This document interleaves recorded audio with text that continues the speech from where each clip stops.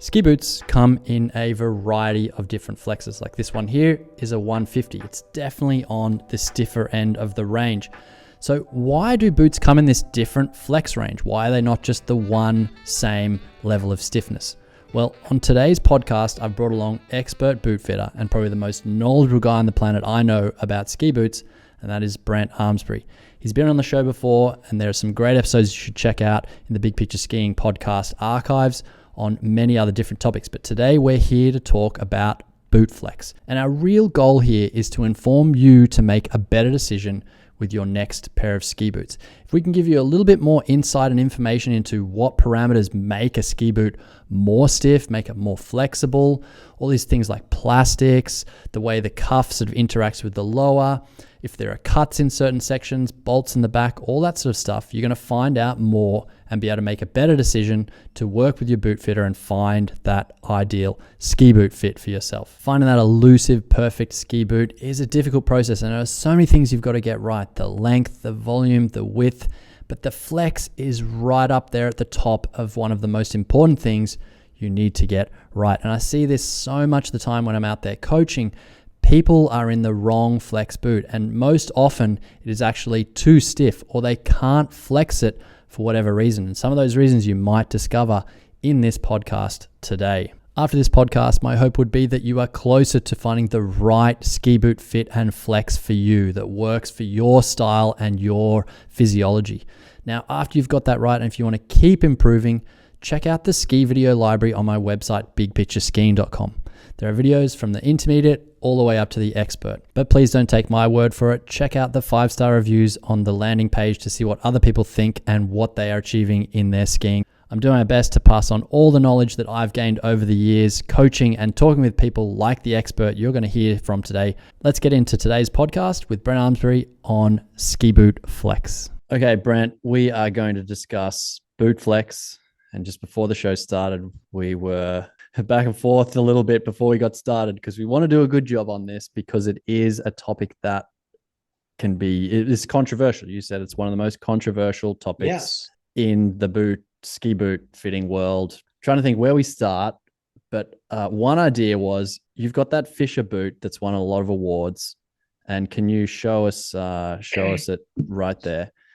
And you've taken the top part of the cuff off, and for people listening. Yep. For people who are listening, he's got the lower clog, and there is this cut kind of right around where the sides of your ankle bones would be, and they're cut down like the shape of two U's. Why have you taken this perfectly good boot and cut into it like that? Yeah. So this boot here was rated, right? So we've got this completely objective side from the manufacturer that says, hey guys, this boot is the pro boot. Therefore, we're going to call it a 140 flex boot. Now, in reality, the manufacturer is probably closer to 130, 135. The upper portion is actually says it's got carbon infused. And so it's a stiffer upper cuff. But out of the box, this boot is actually pretty stout. And my history is I've skied a lot of 130s. And I have found over my experience over years that just because it's a 130 and I love all the bells and whistles and I get the great liner and I get all the best pieces, but a 130 boot for me, not so great if I'm trying to get the maximum range out of the boot for me. So when you first skied this one, would you say I think you were saying to me, you felt really good if you were just ripping groomers on the hard morning sort of snow, but then you felt it didn't suit the way you like to ski things when it started getting all chopped up and you're doing some off-piste runs and some bumps. Is that right? Absolutely. Like I'm up at Big Sky. It's early season. They've got I believe it's Ram Charger, open, and it's got some good grooming. It's where they do some race training. And on the groomers, this really stiff boot was good. Now, don't get me wrong, I was still a little bit bouncing off the front of the boot, to really load it to get a good round carve. At the bottom of that turn, it just felt like I was bouncing off the front of that boot. And I could feel a little bit of a skid happening as I was that bounce was happening. And I said, this boot's too stiff. And as soon as I took it for a next run, I went off the groomed run into some, lightly chopped, a little bit of fresh snow. This was a rodeo, right? Mm. Getting no great tip response. I was bouncing off the front. It was bucking me here and there. And it was flat out like I knew the boot was too stiff for me. Okay. Could have continued skiing it and adapted my skiing to that Flexa boot, which I had done many decades ago, skiing 130s and 150s, just adapting my ski to a stiff boot. But I learned it wasn't going to work. It just wasn't going to work um, to get the full range out of the boot. And so, I'm up there at Big Sky and I've got all my tools. And so, boom, I pop the top off and I start these U cuts because I know this is what I need to do. When I trim down, okay, that top lip right there, from there to there, that's where the plastic used to be. And when I cut down, I've essentially generated more leverage from the back of the upper cuff when I'm pulling that with me to bend this plastic with me. And sure enough, right, the boot went from what I would call like a 130, 135 down to about a 120.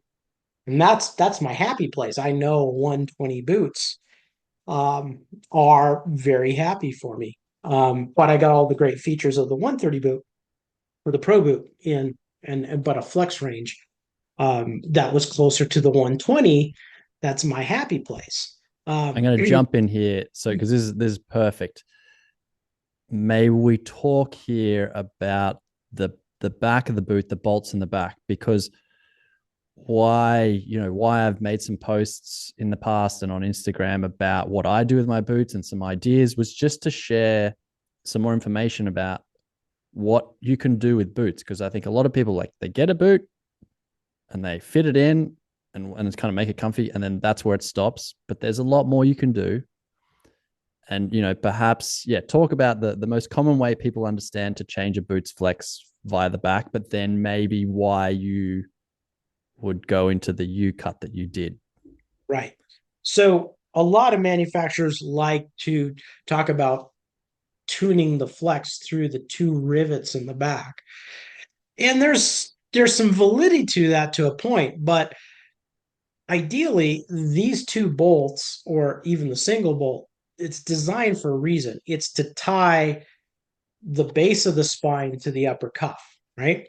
You need these two to link together so that when you push on the front of the boot, everything is moving with you. The lower clog and the upper is moving with you. And they say, well, you can tune it like head boots, right? They got 3 holes, and Rossis have 3 holes, and you can add another bolt to make it stiffer. You could take one out to make it softer. But this is really kind of an on the fly approach.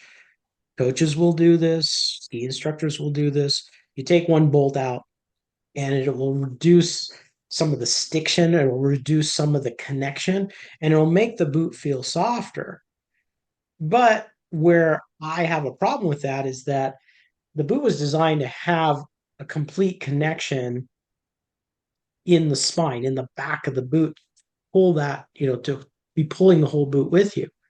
And so my feeling on this, and I think it's shared by a lot of boot fitters, is that this is really, when you pull bolts, is a testing game. It's like, can I fine tune the flex to give me more range? And what Yeah, gives like me the back to that happy place? Yeah. that run you were doing. If you didn't know that, you hadn't had the experience you've got with changing stuff, it was maybe me. You say, hey, Tom, why don't you just come inside? Why don't we just take out one of the bolts? You do that run again and tell me if that feels closer to what you like. And if that's kind of the case, then you can go into a better solution that doesn't ruin the connection of the spine and that spring. Because I think everyone likes that fit. You want a boot that Right. responds. You take the bolts right out. You were saying it's sort of dead, and you sort of just have this almost like a walk mode sort of thing. Yeah. It's a hingy feel. And Yeah. so, I've had that experience. I've taken bolts out of the back of the boot and it becomes more temperature sensitive. right? Because all of a sudden you've got softer plastic.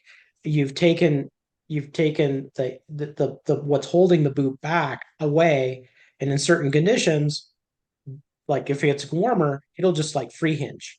It's like a door, woo, right?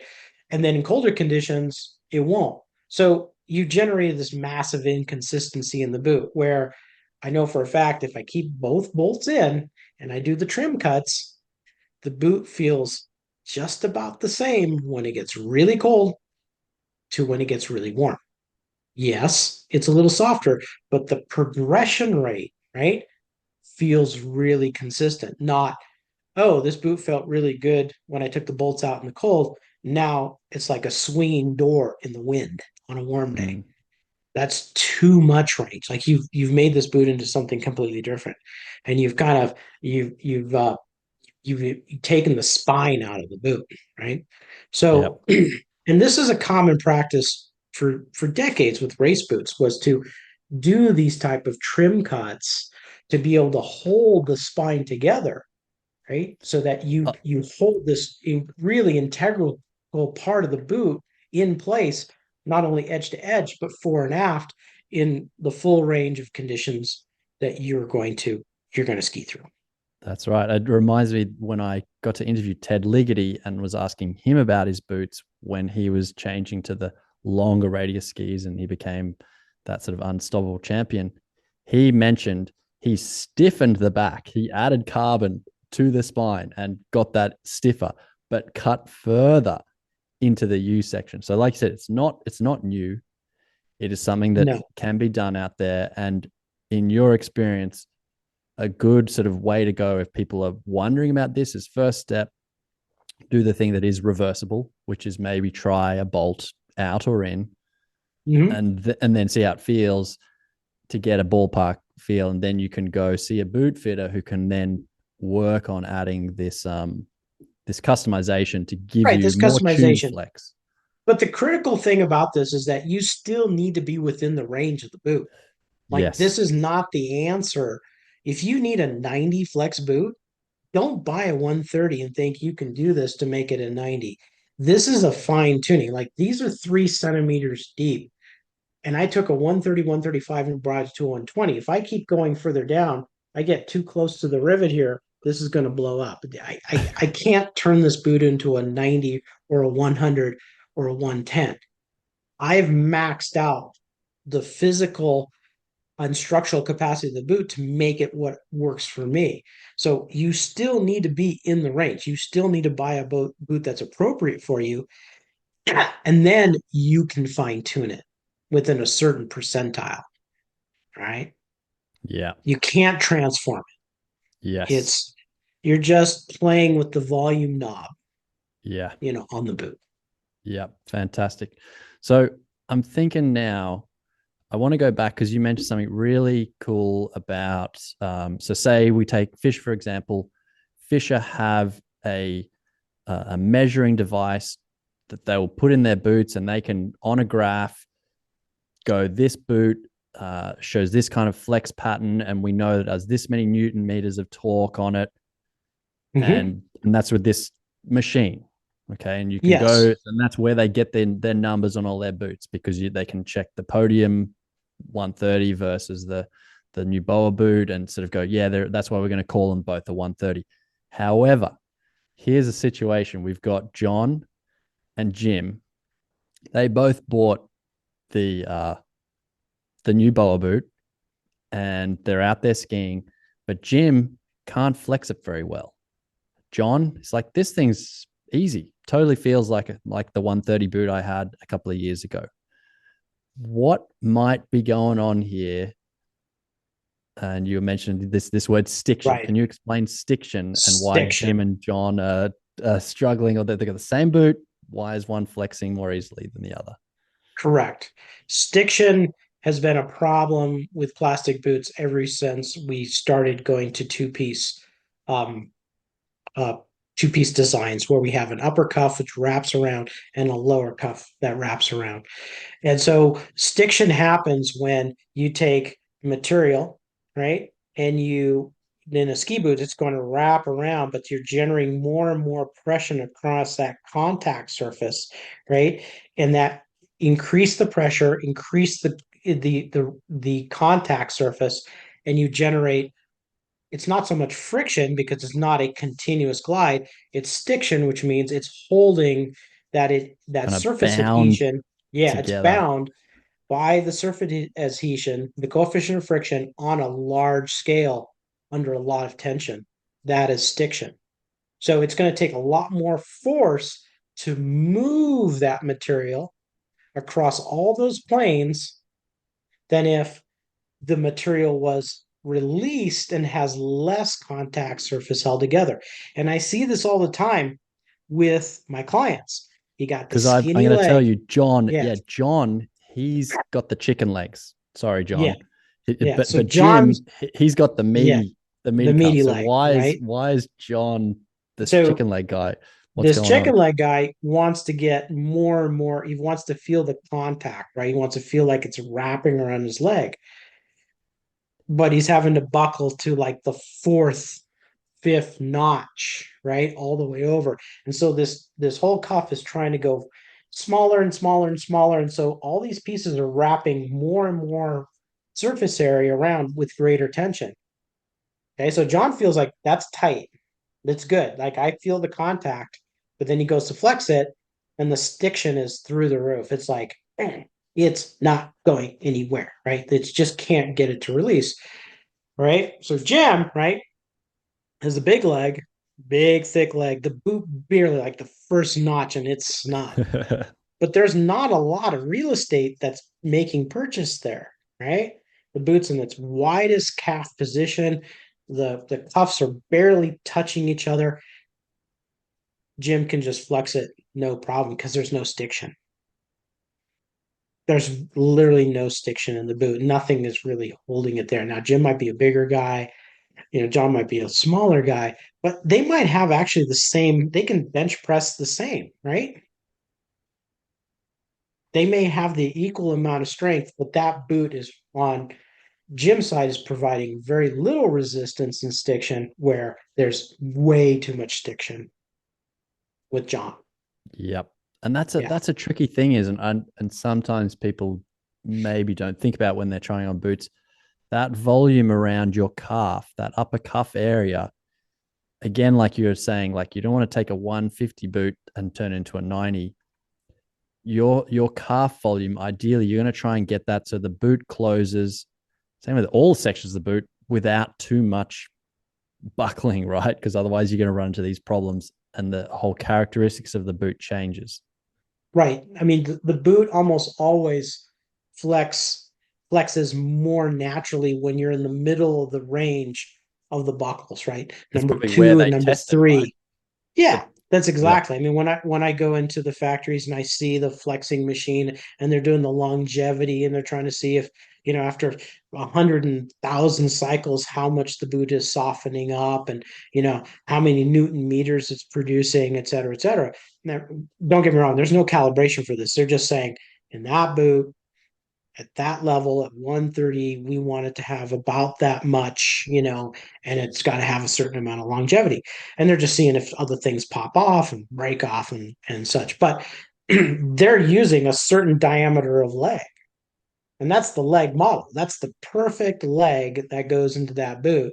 And it's going back and forth and back and forth and back and forth. They're not saying, well, here's Jim's leg and here's John's leg. They're not putting, a pencil in there and then wrapping around. They're not taking a ham hock and putting in there and wrapping around and testing it. They're taking the absolute leg model, the median value of the leg shape, and testing it with that.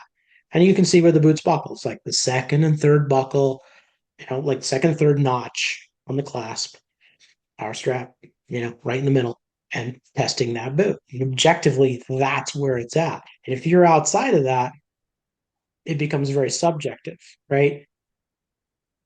Buckling Totally. it tighter makes it feel stiffer. Buckling it less makes it feel softer because you're generating more range because you're not getting as much initial stiction. Yeah. Yeah.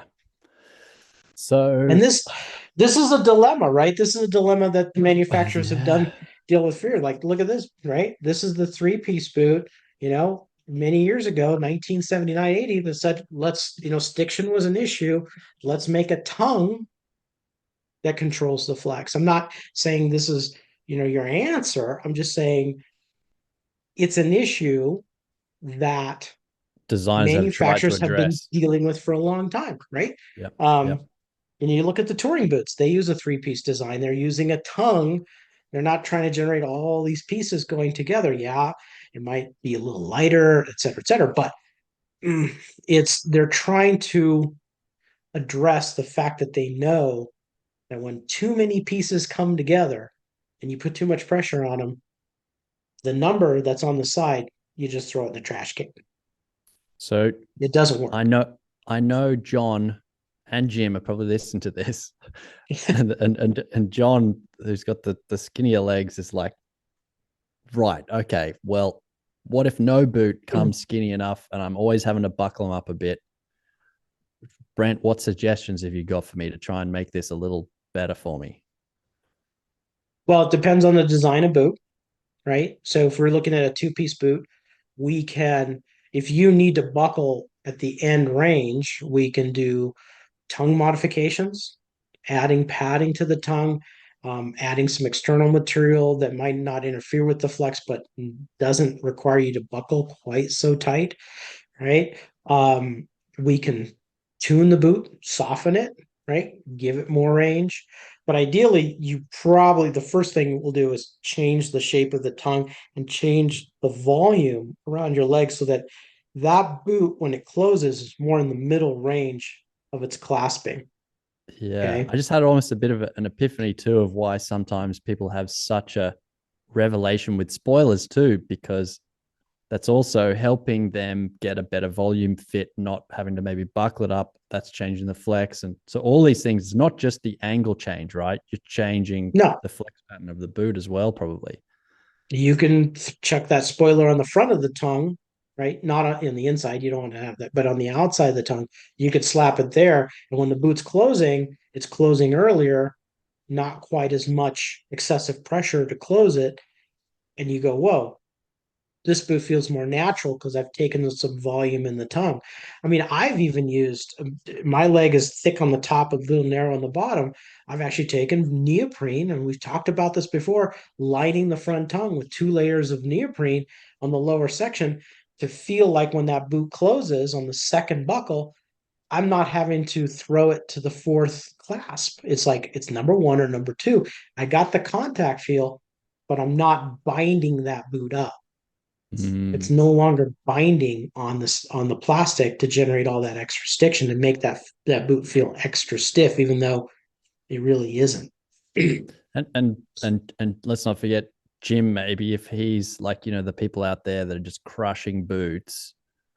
I mean, my first thought would be maybe they could look at a custom liner that's thinner to give themselves a little, they're not filling out a boot so much. I don't know. Any suggestions for that guy Generally speaking, when or you have a girl? really large leg, okay, Mm-hmm. there's a really good boot fitter out there by the name of Gord, and he does a beautiful job of transforming these upper cuffs for large legs. He's adding plastic.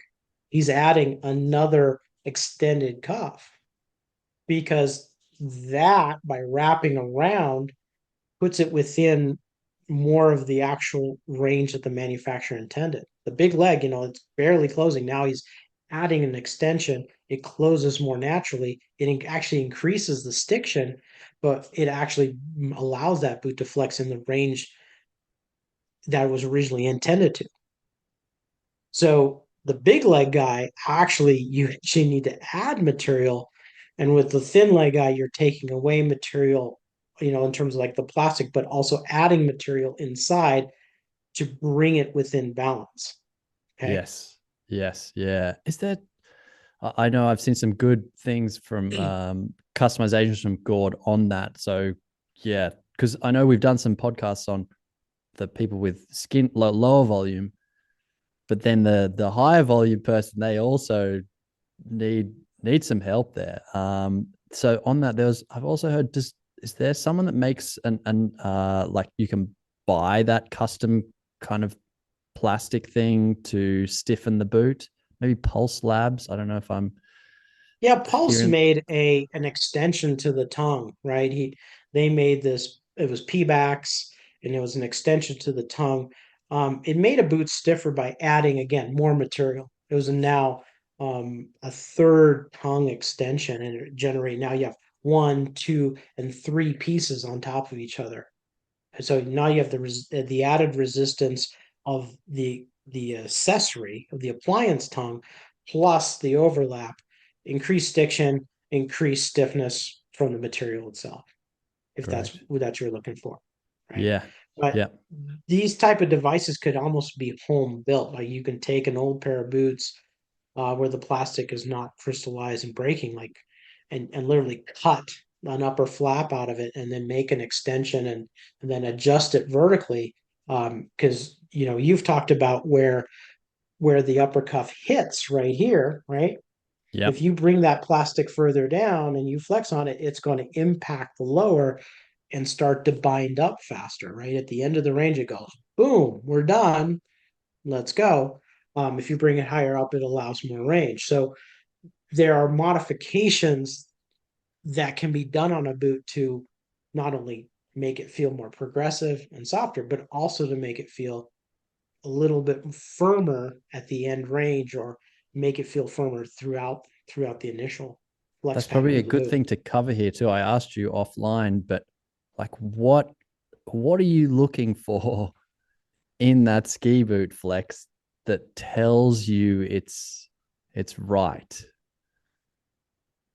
Well, for me, right, is You, that yeah. it moves with me, right? When I'm flexing, I can feel the boot move and flex with me. It's providing resistance.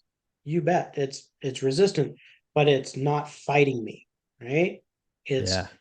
I can move my center of mass over the tip of the ski and expect it to load at a consistent rate, and then it says we're done. When I'm at my end range of ankle range of motion, that boot's done. It's loading up and it says we've flexed enough. It's time to release and exit. Yeah. If the boot is too stiff, I'll feel as if I'm moving, but the boot's not moving, and then I hit a wall. I hit literally like that. Yeah. Not boom and back. It's Yep. okay. It's kind of like And if you were an like someone was able to artificially integrate this boot into you, you want it to sort of meld into a feeling of like as your ankle flexes, the calves are kind of controlling that. The boot is feeling like it's part of that process as opposed to your leg just being inside of something and moving. We, correct. yeah. Yeah, you're not whacking. You don't want to feel Yeah. like you're whacking back and forth. You want to feel that you actually feel resistance. That whole boot is wrapped with you, and you feel this progressive increase in tension to the end of the range Yep. of your ankle range of motion. And And back it's to the not, it takes time to figure it out because yeah. in inevitably we tend to buy boots a little too stiff for our capacity, for our ability levels. And of course we want to be better skiers. And so I went through decades, literally decades of skiing boots that were too stiff for me. And I thought that was fantastic. Slamming on the front, feeling this really big abrupt hit.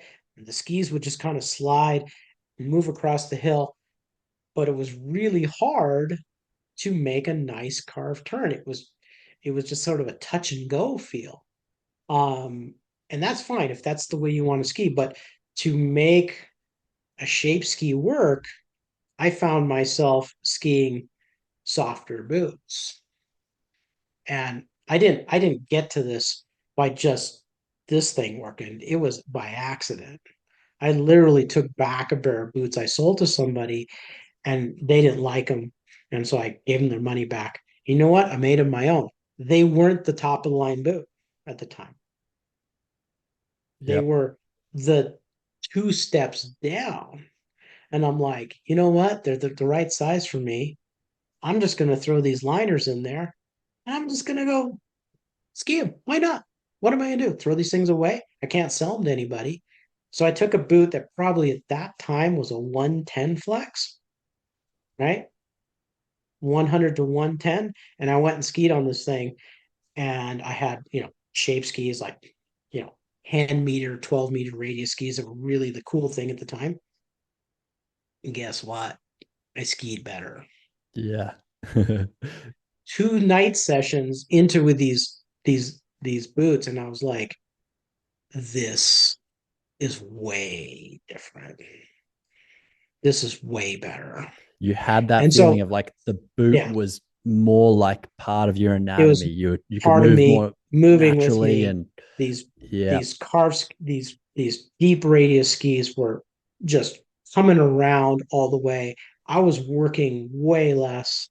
I was skiing better. Yeah. And I was like, I don't need a 130. I don't need this boot anymore unless I'm going to ski a certain way.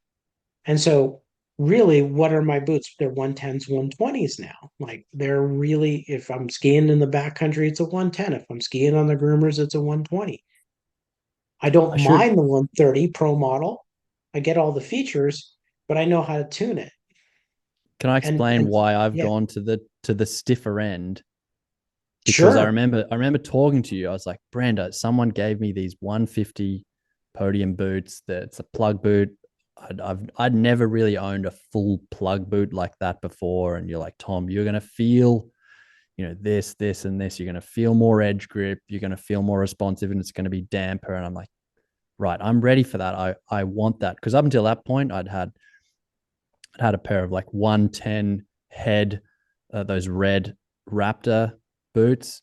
I'd had a pair of the Lang when the RS when it first came out that I got from you in a 130. They definitely felt softer than a 130, but loved them, and a Dalbello 130, and then Scorpion 130. So lots of boots that I'd been fine in, and I wasn't looking for going to the 150 any more resistance inflection. That was not at all like the thing I was looking for. I was looking for edging responsiveness, especially Hmm. how I have to ski in New Zealand and Australia. And I like skiing fast and carving. So I wanted that responsiveness. And so that's why I went to it and also to learn and try it. Like I'd never like why do these other people I look up to ski on this 150 boot and so forth. So anyway, it's been a really interesting experiment. I definitely found all those attributes of edging and so forth. I felt more power, more grip on the edge. And I've fine tuned as you've done with your boa boots, the Fisher boa boots, the flex a little bit. So then I still get this like nice range. So when I go ski powder and moguls, it's still good. But I would say I like I can remember the first time I skied some sort of powder on top of sort of junky snow and in these 150 boots. And I was a little bit scared. I could tell that I didn't have the same kind of give or, well, it was like I was taking my mid-range mountain bike down a downhill trail instead of my downhill bike. But I'd made this decision based on I wanted to feel more comfortable with the carving end of things. So anyway, just thought I would mention in there that's why I'd Sure. gone that road. I was looking for these attributes. I could fine tune it a little bit, but yeah, I would love like a 110 podium tuned up for just bumping and powder skiing. Sure. And there's another notion with flex that we should probably talk about, and that is you've mentioned out there that thicker plastics mean stiffer, and there's some truth to that, right? Like you get a plug boot, and the plastic is definitely thicker, um, but the formulation of that plastic is you know going to be different. Like if you want to make a plug boot, you can make a 90 flex plug boot. The formulation is going to be a different formulation, and it'll feel as a 90 flex. But you can also make a thin shell wall boot that's super thin, like a touring boot or a free ride boot, and still make it objectively a 130. But you're moving a different level of mass. So the thick shell wall boot has more mass. Okay. There's more material. Doesn't matter the formulation, you're moving a thicker piece of material through its range. Okay. The thin shell wall boot, really thin, it's going to feel it's going to have that resistance, but at a certain point, when you take a thinner material and you bend it far enough, it starts to distort. It's going to go like give way. It goes bye bye, right? Things start to bulge and move out. Not because it's lost its integrity, it's just past its design limit, which was it needs to be stiff but light, right? You get into a thicker PU boot that was designed to dampen and to have this more progressive spring rate, it has to be thicker to do that. So give us the example. I think maybe because this was a really awesome thing I learned in the difference between like the 150 race boot and the 90 flex race boot is not the thickness of the plastic, because those boots you're designed to grind and so you want the thickness there so people can customize it, and the weight also correct to sort of give us a certain feel. So they're what coming is out the of the same mold. difference? Coming out They're of the coming same out of mold. the they're coming out of the same mold. So the So how thickness do you get is there. the 90 to flex different to the 150? You change the formulation of the plastic. So you can take a PU and you can add in softeners. It might be polypropylene, it could be polyethylene, it could be PCl, polycopyrolactone. You're going to mix in that PU blend materials, pellets that make that boot softer, right? To get the stiffer boots, you're going to mix in additives that make that PU stiffer. Same shell wall thickness, it's just one has a completely different formulation than the other. Yep. So Okay. that's a good thing to consider when you're looking at a boot. The flex characteristics are gonna, like, they'll present and feel different because of these two things. Not only the thickness has an effect, but the formula or the types of the mix of the materials, Blends. Yeah, the the blends of blends. plastics, right? Yeah. Yeah. And like, when like this boot right here, right? I skied this boot for years. This is a head edge light 130. It says 130. When I put it on and I flex it, it felt like a 130. But there are parts of this boot that are only less than 2 millimeters thick in the plastic. Why? What they want to do? They said light, right? It's light. It's easily 30% lighter than a PU boot, and that feels different. But what happens is when you make that shell wall that much thinner and you start pushing it all the way to the end range of your ankle range of motion, right? Full deep flex, that plastic just goes, hi. It lets go. This boot wasn't designed for that. It was designed for you to stand up, wider ski, softer snow, having a good time, taller stance. But when I take that boot and I try to put it on a very narrower ski, firmer ski, designed for firmer snow, that boot is only a 130 in the first 20-30% of its flex range. And then on the back end of the range, it just goes, see ya, nothing there. Now, if I take a PU boot, a race boot, 6, 7, 8 millimeter shell wall thickness, doesn't do that. It could be a 110 plug type boot, and it will be far more progressive and far more consistent resistance through the full range of flex than that 130 with a thinner shell wall.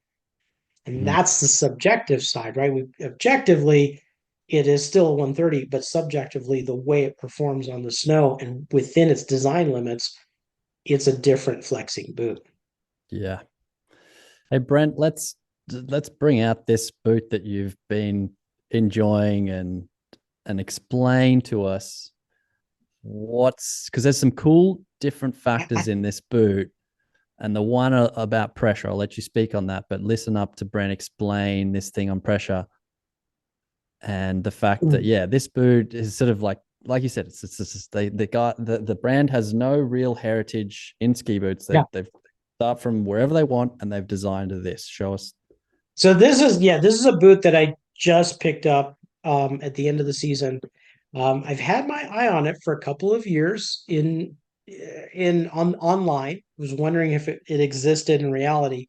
Um, it is a five buckle boot from UPZ.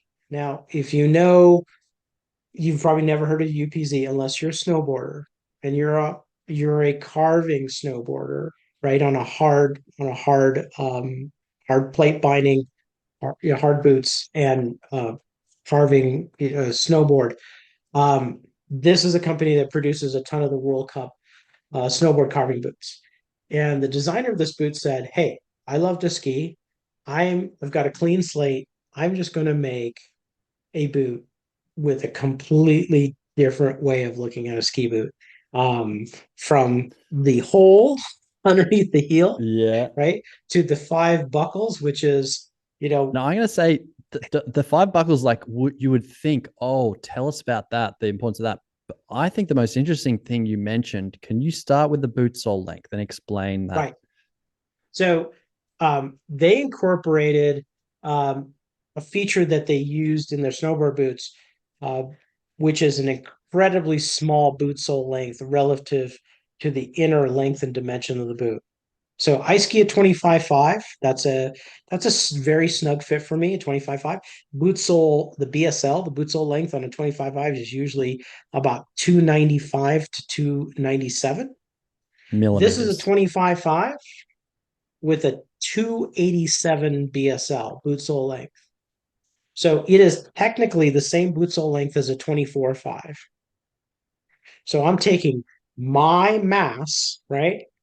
And I'm putting it over a boot sole length that's considerably smaller in length than I would normally ski, i.e., it generates more pressure, Mm. psi, So pounds per square inch. I'm gonna jump in there because I think that was the thing. I was like, oh wow, that's really something I've never thought about. So Brent is just saying, usually when he clicks into his bindings in his 25.5 Fisher Boa boot, it's like It, 297 yeah, I think it's to 297 to it's actually 293 on my boa. okay. So 293 Yeah. millimeters long. Yeah. That's the boot sole length. And then this boot, same kind of internal fit. It's a 25.5. However, the way they've designed it, it is shorter. It's 287. So half a centimeter shorter. And Correct. other brands in a 25.5, like you said, can be up as high as like 297 in their 297, 298, even 300. so there could be a 1 centimeter difference in the length. So you'd have to totally adjust the bindings, make them shorter to get this UPZ boot in there. But the felt difference because of the physics behind it is like there's just pressure over an area. You weigh the Correct. same, but where you're standing on is smaller. Just like if you were standing on an even smaller spot, it'd put even more pressure into that one zone. So yeah, what did you feel? And maybe it's not everyone will feel it, but an advanced, someone who's into their skiing would maybe So, feel. yeah, I mean, it definitely feels different. So, uh, sorry, it's 290. Sorry, I need glasses. 296 on my boa. Okay. Um, so I used to ski a lot of 26.5s, right? Back in the day, 26.5 was about the right size. And that was a 305, 305, 306 boot sole length.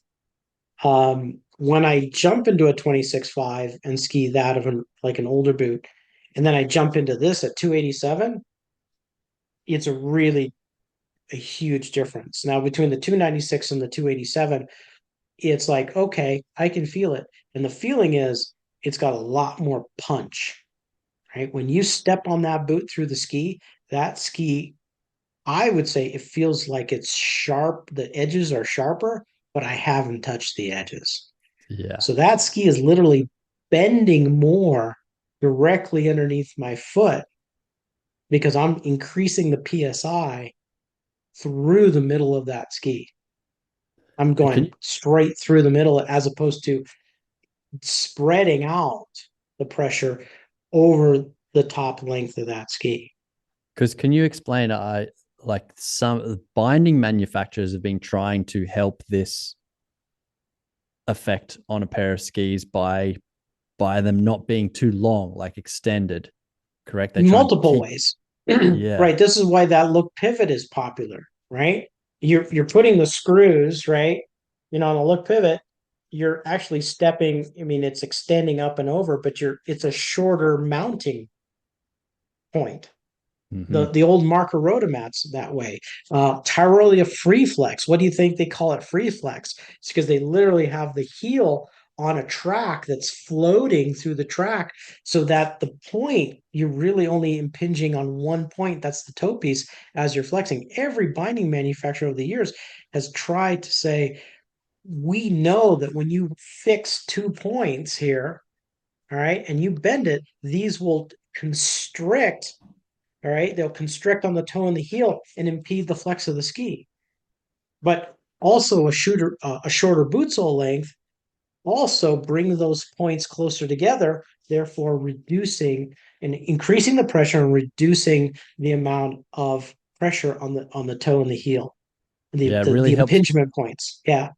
It helped me sort of conceptualize this when I just imagined. I was like, okay, take Brent's idea and just expand it even more. Like, what if I had to my 26.5 boot, but it had like it was double the length under my foot of solid plastic, and I stood in a ski. I could just imagine it would just feel really flat. The ski wouldn't feel like it could flex much.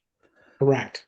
And you It even would said feel, when you tried the yeah, Apex boots, which are kind of like, you step this snowboard boot into a frame, which is obviously got to make it bigger. So for like the 25.5, it was 317 or something, you said. yeah, it was really long. It was Really like long. three long. And the feeling And was, I'm not here to throw those guys underneath the bus, right? no, Like, absolutely not. I We're went talking out about and skied on them feelings. and they skied okay, but the feeling was really much more dead, right? I didn't feel like I was punching through the bottom of the ski. I felt like I was just kind of tipping things back and forth, and the ski was just kind of doing what it was sort of designed to do, but there was no punch. Right. I couldn't feel like I was actually getting the ski to completely bend underneath my foot. Right. I couldn't feel that springboard effect um, with that long a boot sole length. And don't get me wrong, there's a lot of skiers who this is not designed for. Like you don't care. You're just Yeah. having a good time. You just want to get down the mountain and smile and And your go to feet the not hurt. bar. And yeah, your feet don't hurt, and that's great. Yeah. But you can drive a Toyota Camry, or you can drive a Porsche 911, right? Yep. And I'd say a lot Well, of people listening here are the ones, maybe we can't, but we would like to be driving Porsche 911s if we okay. could, So you right? Like jump we in a care about that. sports car, and it's got a completely different wheelbase and a completely different suspension, and it's putting more G forces to the road, right? Like you Yep. throw it in a corner and it punches through the corner. And that's the difference, right? You get on a boot like this with this little tiny boot sole length, and holy moly, this is driving a 911, right? It punches through the bottom of the ski. It takes a mediocre ski and makes it feel like it has sharper edges and more torsional grip than it ever had before. Yep. It's a pretty amazing feeling um, when you've taken a product and given it just a clean slate and done some. You're not bound and constricted by a precedent, and And you're doing that's why I stuff think that's really different. it's so cool you bring this up because you and I we love skiing. We're in this industry, for the long term, and just people that innovate and come up with different solutions, and but play with tangible things. Like anyone, like you can look it up. What is pressure? Like force over area, load. So they're just playing with these parameters within what they can do, and why they haven't done it so much yet in, like, say, a race boot is because of the height, isn't it? So do you want to maybe just touch on that, because that's something So he's. manufacturers with race boots are trying. They do try to go to the shortest possible boot length. That is definitely like Nordica's new Doberman, right? That is a pretty small boot sole length relative to the internal length. They know that the racer's going to downsize, right? So they're actually generating as much room as possible internally over a shorter boot sole length, knowing that with the proper sizing, they're going to go to a much shorter boot sole length than normal. Yeah. Yeah. So, but Okay. they've And got and around but with you that can't UPZ. raise the, I mean, to do it, you actually have Yes. to raise the heel, right? You have to actually raise and then stretch over the back. And FIS requirements, right, requires that that heel can only be so high internally. This UPZ boot, it's like, no, it doesn't meet any FIS requirement for that. Okay, for Yep. alpine racing. And so, and they don't care, right? They're Yep. just like, we want to do something really different that puts more pressure to the ski, because we don't make race boots. We make an alpine ski boot that does something completely different because we're not bound by any restrictions. Yeah. Okay. Yep.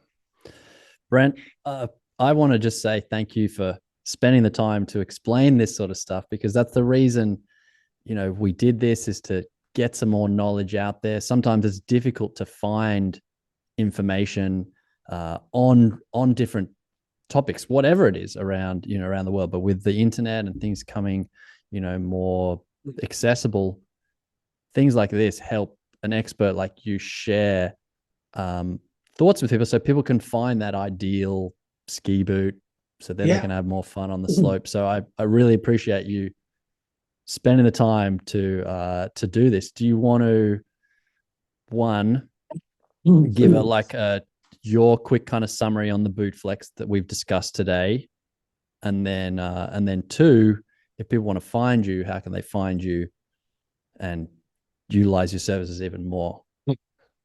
Well, in summary, in terms of boot flex, is that we do want to stay, within the parameters of our skiing abilities and purchase boots that are within our range and our capacity. Okay. Let's not get too caught up in the marketing, right? That you need a stiffer boot all the time. You don't. If you feel you need a stiffer boot, get good advice. Try boots on. All right. Flex them indoors. Try to find, the boot that feels like it's moving with you, right? It closes within a certain range, it moves with you. And that takes time. All right. I've seen customers do what I call boot yoga. It's the older customer who spent a lot of times in boots, and they literally do boot yoga in the store where they're flexing the boot back and forth, and they get in all these really contorted positions. And you know what? They're right. You should be doing boot yoga, not just, hey man, I read this magazine, I saw the ratings, I want this boot, and you just take 2 minutes and you convince yourself. No, spend some time, do some boot yoga. I do boot yoga, right? I put a boot on and I walk around in the store, I boot fit with a boot on, bouncing around it and spending the day in it. And it tells me what's happening, right? So get to know, try boots on, get to know them and see if you connect with the way they move and they flex and they feel like they're part of your body. Okay. Not just That's a fit, great tip. but how they move with you. Okay. Yeah. Um, and I'm happy to answer questions. Many of your viewers have sent me emails. Summertime is actually a great time because I've got more time. You can reach me at Park City Ski Boot, which is pcputah at gmail.com. I'm happy to answer questions. But when the winter arrives, I'm really busy. If you send me an email and I don't respond for 3, 4, 5 days, don't be freaked out. Okay. Because I get a lot of email, I get a lot of questions. I'm happy to respond and give you my opinion, but be patient when it's ski season. And I'm happy to work with you when my availability becomes available. Yeah. Okay. Awesome. Yeah, and I think it's fantastic because they're, experts in every field out there, but experts are sort of fewer in numbers. So there's people going to be listening in all corners of the globe and parts of America and Australia, Canada, that might not have access to someone like you or other experts. And the purpose of these things was to give people a little bit more information so that they can have a conversation or help narrow things down to when they decide to, really go for that new pair of Yeah. boots or whatever it is. That's the goal here. And I'm saying this because I know I have maybe annoyed some people out there. It is not my intention. I'm going through a process of figuring things out as well. And as I find information, I share it. And then someone like Brent helps enlighten me on all these other new things. But without doing that, I don't learn. Keeping the information behind closed doors, we don't learn. So I really appreciate you, Brent, taking the time to freely give this knowledge. And there's one more point I'd like to make. I am part of a ski boot fitter sort of Illuminati, right? Sort of an inner group of boot fitters throughout the world. And I can help you find a boot fitter just about on any continent. Yeah, there's some vacuums out there for sure, but you can say, hey, I'm going to the Alps, this specific area. Who do I talk to? I'm going to Australia. I'm going to New Zealand. I'm going to Japan. I'm going here, there, wherever in North America. There's an incredible group of boot fitters out there that having great knowledge, great understanding of the concepts, and can really help you. And they're spread all over the world. They're really smart men and women out there that are capable of helping you get it to the proper fit, the proper flex, the proper performance level. And so feel free to reach out and go, hey, I live here. Where would I go How can people, to get the where best? can they find that group? Well, this is a private Facebook group. You cannot access it on its own. This is, like I said, it's Illuminati. It's boot fitters talking with boot fitters and trading ideas. We are our own, um, group and our own, alliance that tries to exchange ideas through a forum. It's not designed for the public, but if you need access to find one, you can contact me, and I can reach out to my colleagues all over the world, Oh, and say, great. yeah, Okay, so if they're wanting to find someone, get a recommendation, yep. it's okay. Be cool if you could even set up something where it was list of recommended. I don't know. That would be something pretty neat. So that Um, was tried. okay. There was actually a really wonderfully dedicated human being in Austria that tried to do that, and it just ran out of steam. And it required paying. It required shops to pay into it, and it just didn't take off. It was uh, Winter World Connect, and it was a beautiful website. It grew incredible, great intentions, and unfortunately, that was the whole design, was to try to bring all the boot fitters onto one web page, but it costs money, and boot fitters not are all independent with their own access to budgets. And so they would rely on the owners and the managers to say, yeah, you've got to pay for this to get us on there. And, when it comes to money, you hit walls. So, Sure. but I have incredible colleagues all over the world that can help people, right? That can help people, give them advice, provide them services, and even refer them to somebody else along the way if need be. So if someone is looking they can give you an email and Yeah, ask, to where they live, and they can ask for a recommendation. Awesome. absolutely. Thank you. That is not everyone emailed Brent. I have no spare time left. That's very Again, generous of you you know, to do that. it's not Uh, going to be the fastest response time, and keep in mind that once we hit the ski season, my response time really starts to slow down. yeah, So yeah, absolutely. Mine too. Brent, thank you again for your time and expertise. And thanks everyone for listening. yeah, thank you, Tom.